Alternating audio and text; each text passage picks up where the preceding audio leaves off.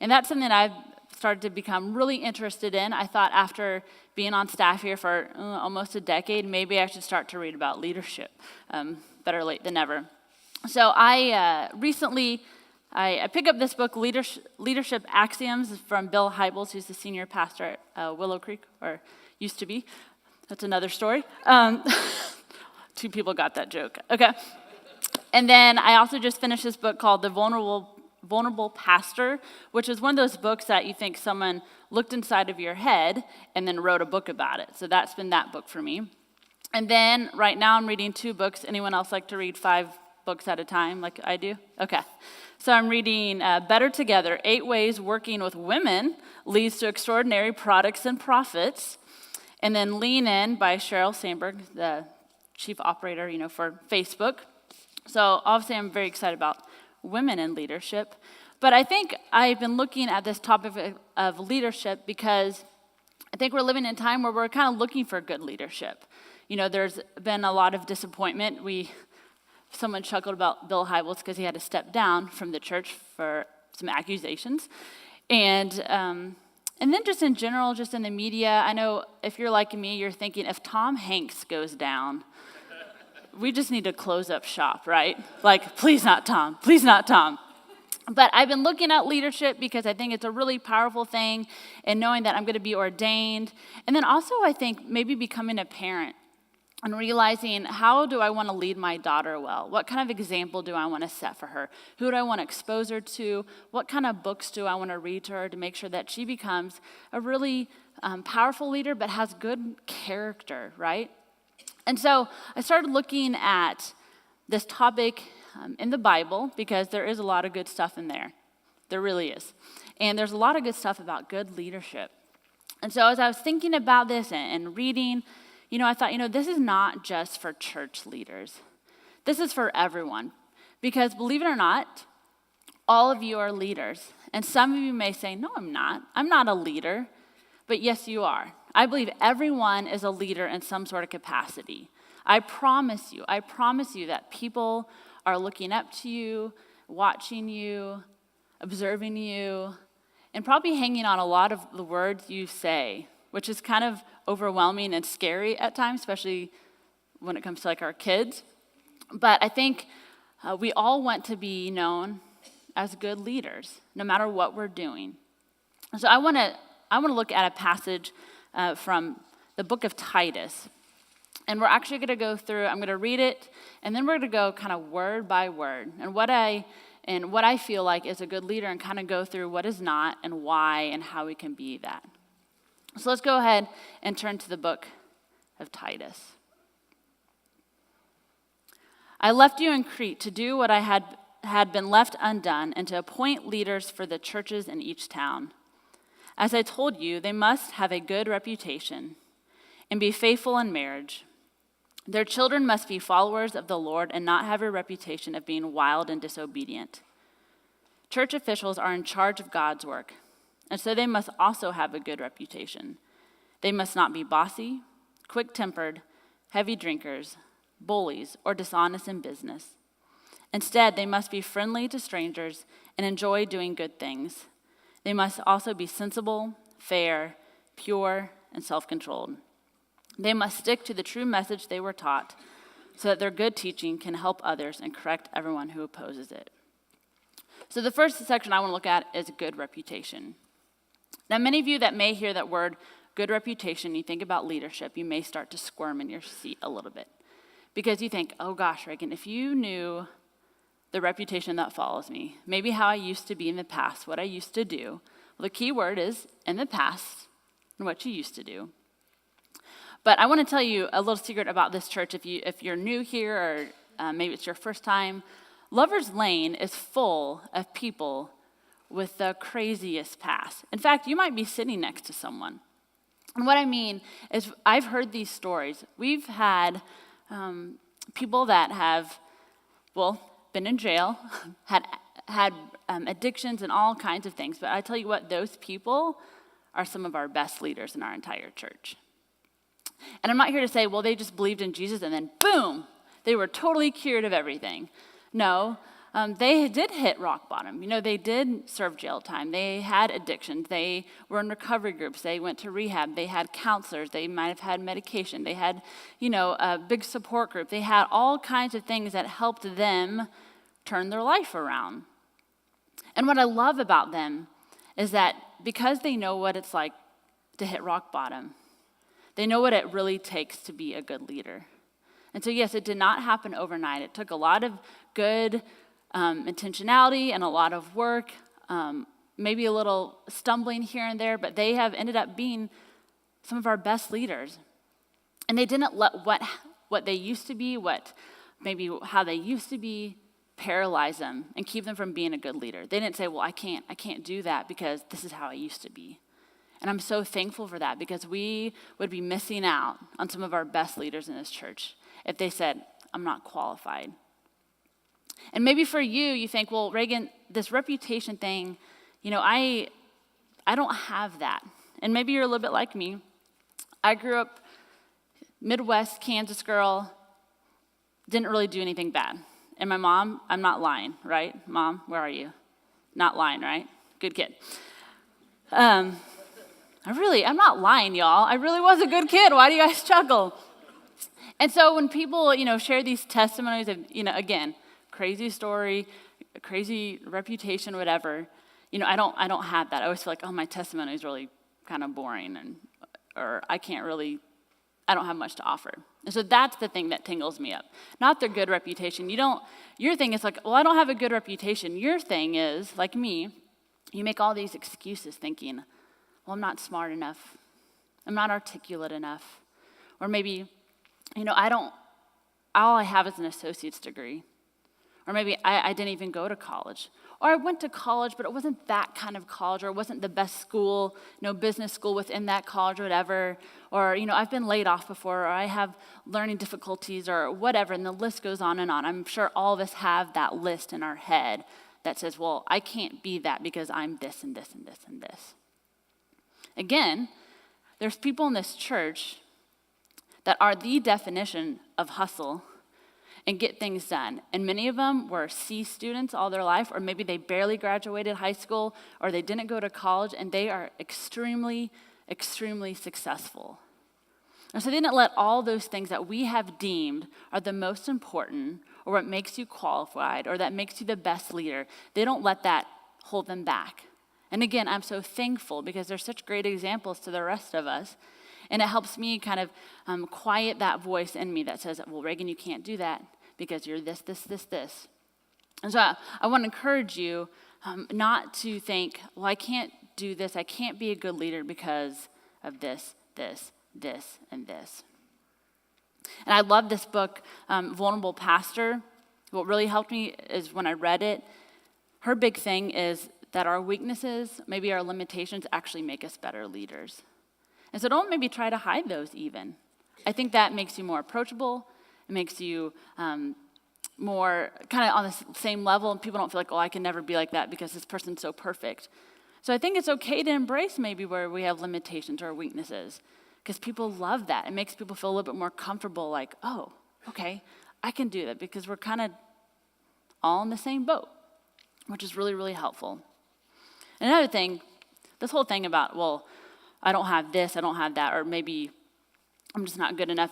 When was the last time you were at dinner and people, settled down and they raised their glass? I said, you know what? I just want to toast to my ACT score. Right? Or I just want to toast to my score on the bar, or whatever it is. If your friends do that, get new friends. They sound terrible. But I think it proves that no one really cares about a lot of things.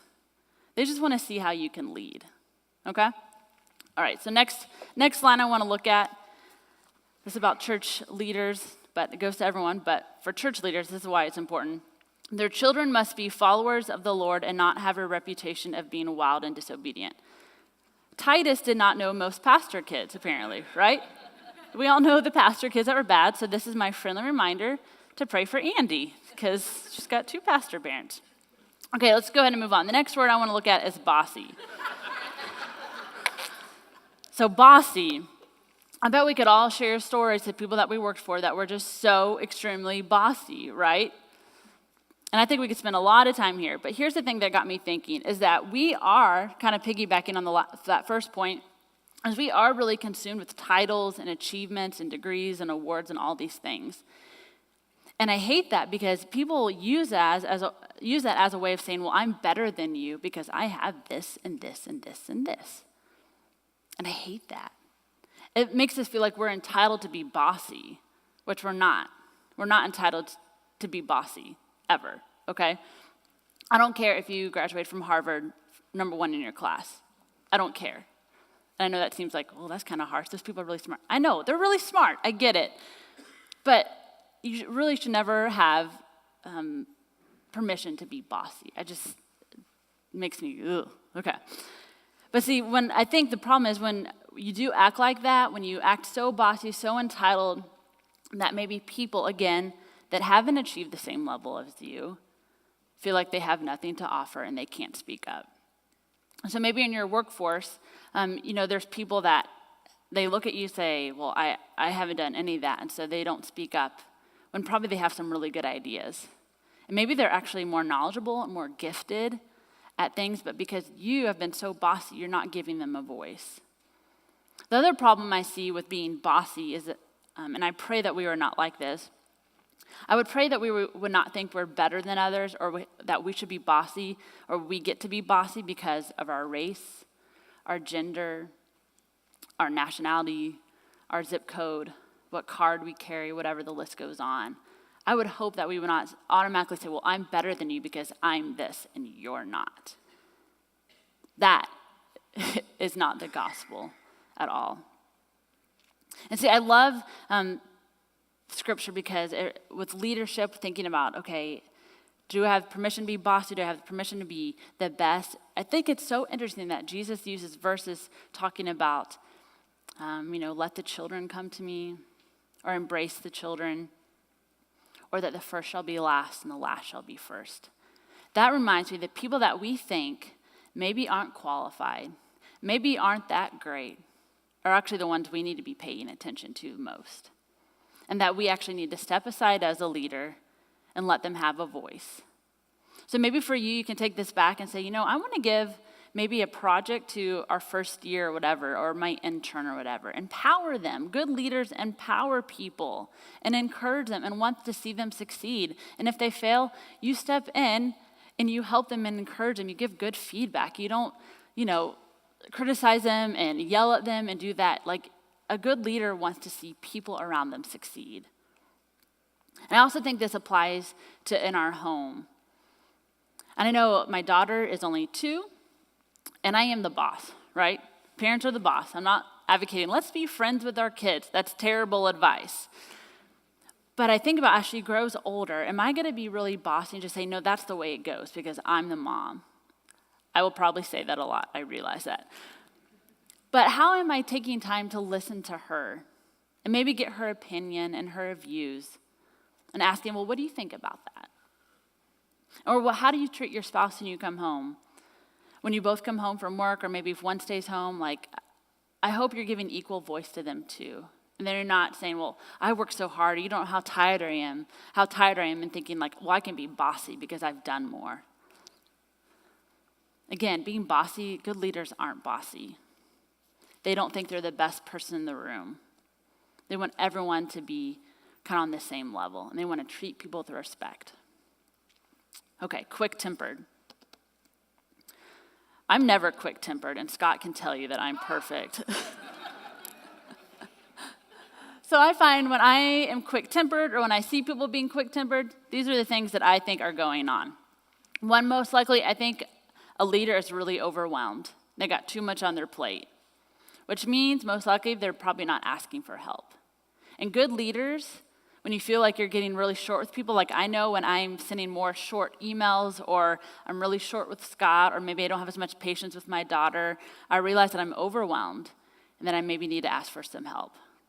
So I get tired of this mentality that we can do it all and we can be all. And if I ask for help, that makes me less. No, that makes you more in my book. When people say, yeah, I'm really overwhelmed, I could use some help. Oh my gosh, I love that. Because you don't think too highly of yourself that you think, well, I can't ask them. I can do this. I can handle it all. Because I guarantee things are going to suffer. But maybe it's your health, maybe it's your marriage, maybe it's your relationship with your kids. But if you can't ask for help, you're really doing a disservice and you're not becoming the best example and the best leader to the people that are looking up to you.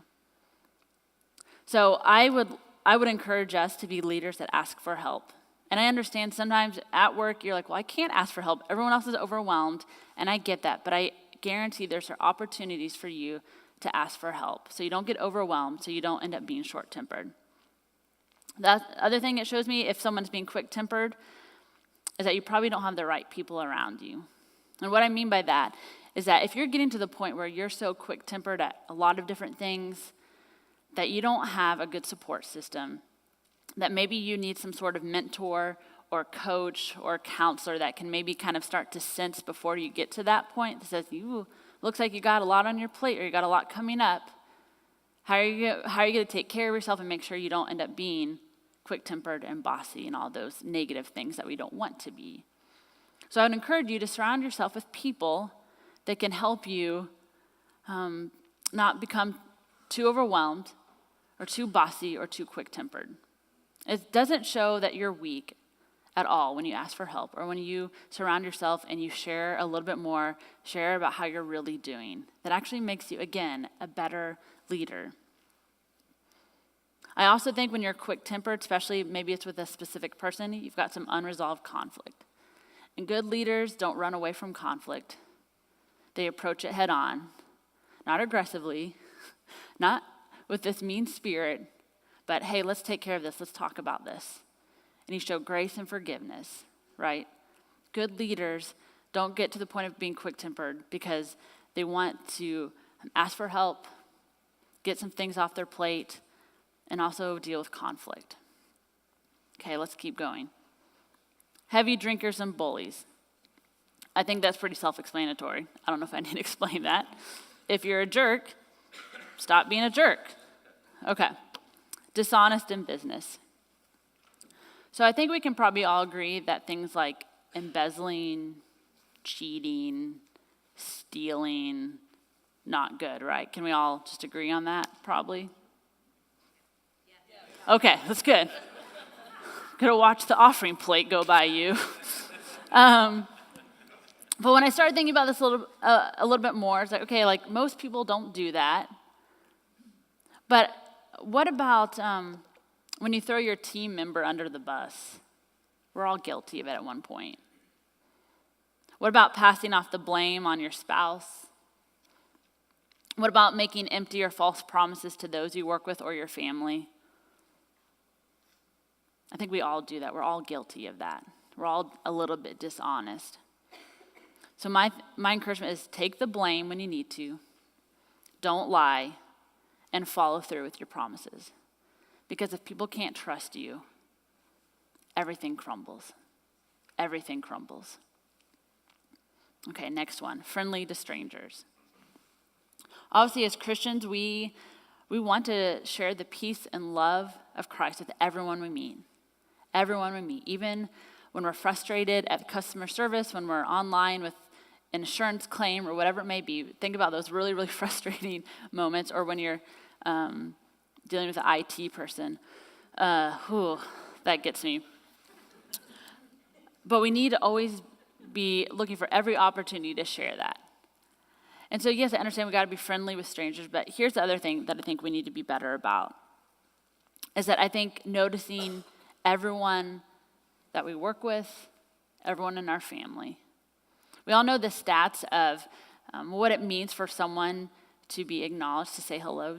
And when someone says hello to you, or there's a handshake or eye contact, how much that can mean to someone, that they are noticed, that they're not just someone to walk by. We know how much that means. Every study shows how much that can help someone.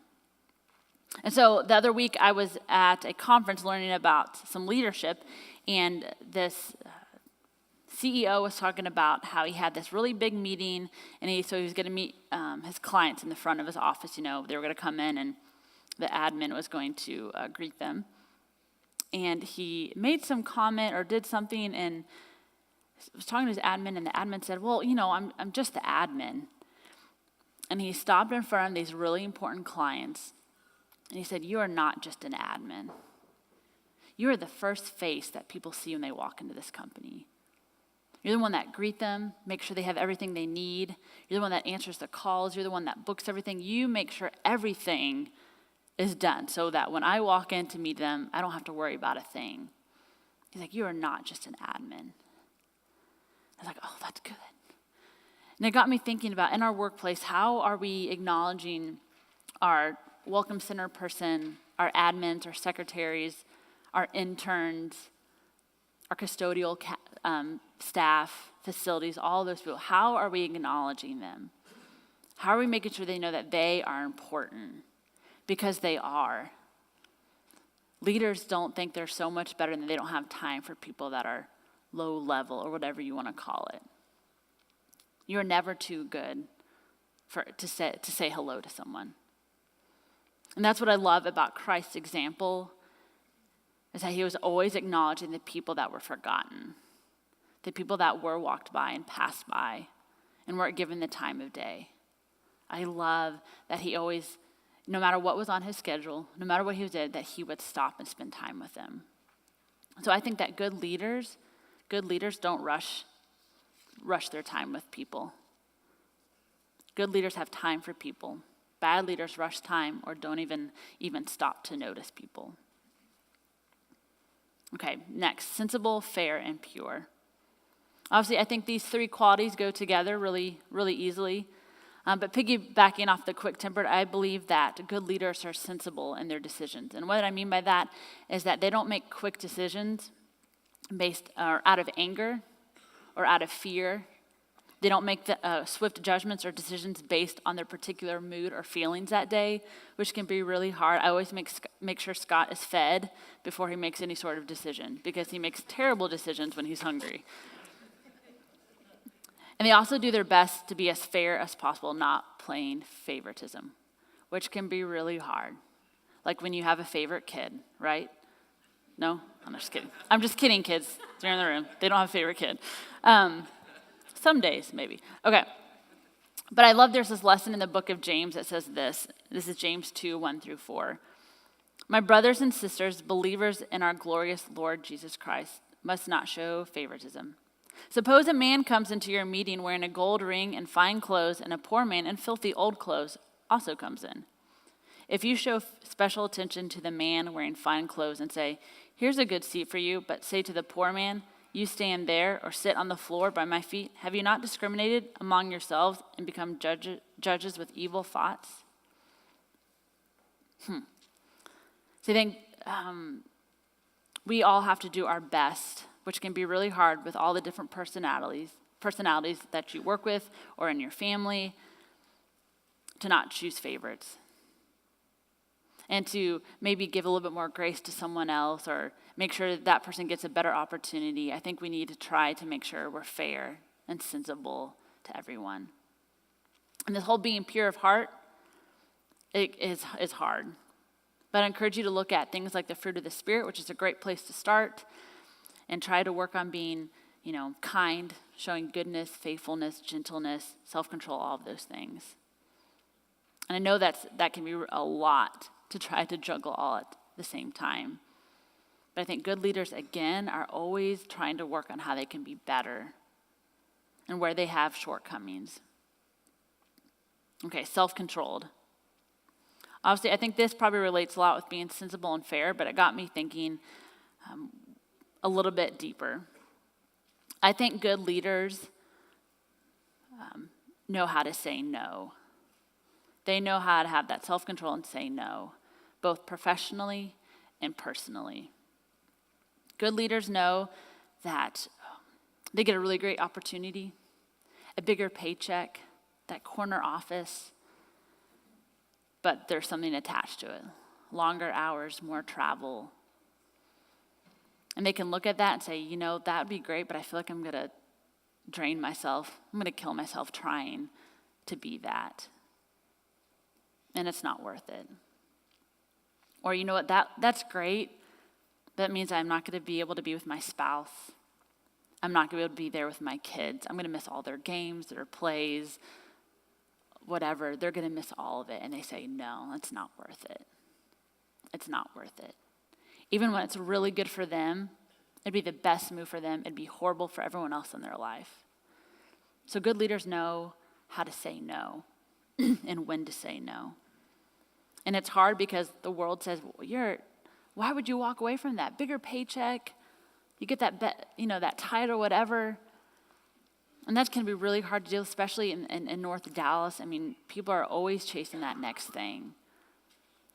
But when I see leaders that say, no, that's not worth it, I want to work for someone like that. Okay, let's keep going. They must stick to the true message they were taught so that their good teaching can help others and correct everyone who opposes it. So for me, I read a lot of stats on pastors. And if you've ever looked at stats for pastors, I don't know why you would if you're really bored one day. But when you look at the stats for pastors, no sane person would sign up for this job after they looked at those. And what I mean is the divorce rate for clergy is pretty awful. Which I'm like, well, Scott and I are both clergy, so does that mean 100% chance? I don't know. I did the math. Not very good at it, but... Or the fact that how the Fuller Institute did this study and the stats on, obviously, divorce, how much the family felt abandoned by their family member that was a clergy. Again, Scott and I are both clergy. I'm like, good luck, Andy. Y'all can raise her, I guess. And obviously, kids that grow up with their parents as clergy don't want to be part of the church. Embezzlement, having inappropriate relationships with church members. I mean, the list goes on and on. I mean, the stats are horrifying. And I look at that, and I think, oh my gosh, can I do this? Gosh, I hope so. But that's why I try to surround myself with people. I try to read books about what good leadership is because I don't want to fall. And so there's that verse about what I just read, the true message. I don't want to forget why I'm doing what I'm doing. That I was called and that I believe firmly in the message of Jesus Christ and what he can do for our lives. I don't want to get away from that. I don't want to get so consumed with climbing up and doing things that I forget why I started in the first place. And I can tell you it's hard. More pastors deal with pride and ego probably than any other job almost. And so I know that it's going to be a daily thing that I have to work on. And so I hope and I pray that I don't forget, that I don't get swept up or tempted or walk away from ministry or that I'm asked to leave. I hope I don't forget. It reminds me of Mark 8:36. What good is it for someone to gain the whole world, yet forfeit their soul? Good leaders don't forget who they were when they were starting their first job. They don't forget. So in closing today, what kind of leader do you want to be? Think about it. Especially those of you that are just starting your first jobs. Don't forget who you are right now. When maybe you don't have enough money, maybe you're living paycheck to paycheck, that you forget how to be grateful and humbled. See, I pray that if I get a really big steeple someday, I'm a senior pastor and a bigger paycheck, I pray that my marriage is still as strong as it is today. I pray that Andy still loves the church. Every morning when we come on Sunday morning, she goes, "Where are we going?" Church goes, "Oh, yay." I don't want her to lose that. I also hope that I don't get the reputation that I'm bossy and quick-tempered and a bully and dishonest. And I think a big part of why and who I am today, you okay there? All right. It's sure. A big reason, the reason who I am today is because of all of you. I've been on staff since 2009, and I've grown a lot. And I certainly have not arrived. I still have a lot more to do. But because of your investment in me, your belief in me, your encouragement in me, the way that you've also lovingly said, hey, I didn't really like what you said, or called me out, that all makes me a better leader. And I'm so thankful that I still get to be in ministry here. And I'm going to get ordained tomorrow night. And then on Wednesday, I'm going to be back here, and I'm going to be working again. And I don't want to forget who I was in 2009 when I interviewed for an associate youth pastor job here. I hope I'm not too radically different from that awkward, really scared, nervous girl. And so thank you. Scott and I both just want to say thank you so much for the way that you have loved us and raised us up. And we're so thankful to be in membership with you and partnership with you in ministry. So again, what kind of leader do you want to be? Let's pray. God, thank you for your word. Also for the way that you empower so many leaders to write good books about what it means to be a good leader. Because it can be really hard when we are tempted and pulled and exhausted, and there's this demand to be a certain type of leader.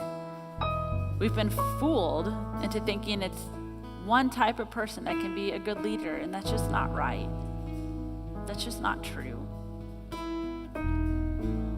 Would you work on each one of us to be a better version of ourselves? That we could be patient and kind and loving and graceful, and that we would empower people, and that we would not think we're better than other people, but that we're all in this together. And may you also lovingly put people in our life that can call us out and encourage us and get us back on the straight and narrow when we start to stumble. May we never forget that who we are is because of you, and that we may give glory and praise to you for all of our accomplishments, all the things that we do, that we know where our gratitude needs to go. And it's in your name. Amen. Amen. Amen. Thank you, Raegan. Thank you for being part of the modern worship service here at Lover's Lane. We hope that you will come and check us out in person. You can do so by going on